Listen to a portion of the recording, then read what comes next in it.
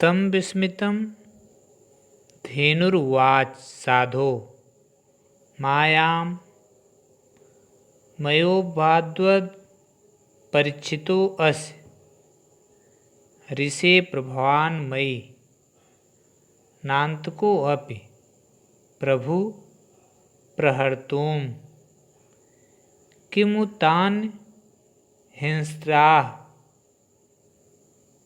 अब इसका एक एक शब्द का अर्थ देखेंगे। विस्मितं तं धेनु उवाच,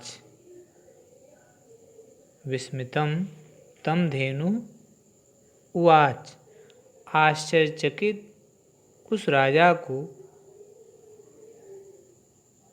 धेनु उवाच, गाय ने, उवाच उवाच ने बोला, साधो हे सज्जन, मया मायाम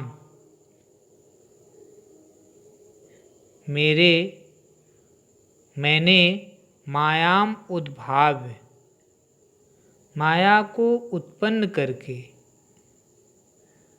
परीक्षितः अस्य तुम्हारी परीक्षा ले ली है।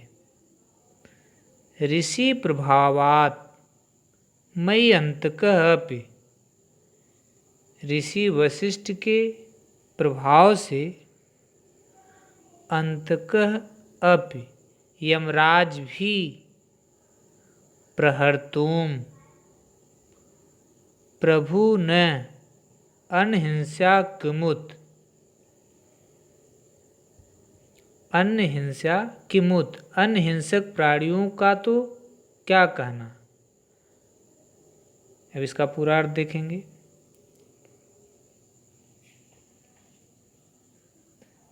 आश्चर्य से युक्त राजा दिलीप से उस नंदिनी गाय ने कहा, हे सज्जन, मैंने माया द्वारा सिंह उत्पन्न करके तुम्हारी परीक्षा ली थी। ऋषि वशिष्ठ के प्रभाव से मेरे ऊपर यमराज भी प्रहार नहीं कर सकता।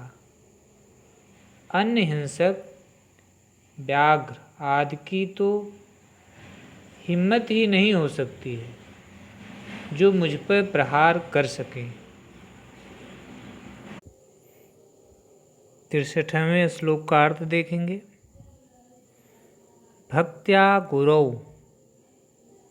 मैं अनुकंपया च प्रीतास्म ते पुत्र वरम वृणीष्व न केवलानां पैसां प्रसूतं वे मां कामदुधां प्रसन्नाम।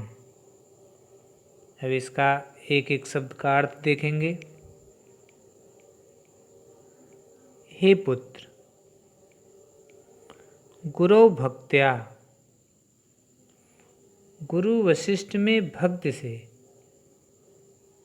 मई अनुकंपया छ मुझ पर कृपा से, ते प्रीता अस्म तुम पर मैं प्रसन्न हूँ, वरम वृषणीव वरदान मांगो, केवलानाम पैसाम प्रसूतिम केवल दूध देने वाली, प्रसूतिम न अवे गाय न जानो।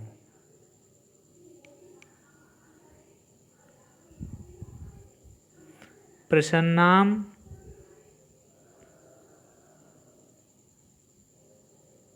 काम दुधाम अवे,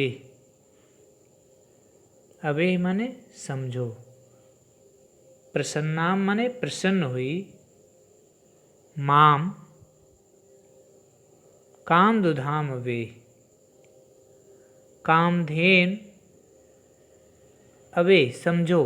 अब इसका पूरा अर्थ देखेंगे।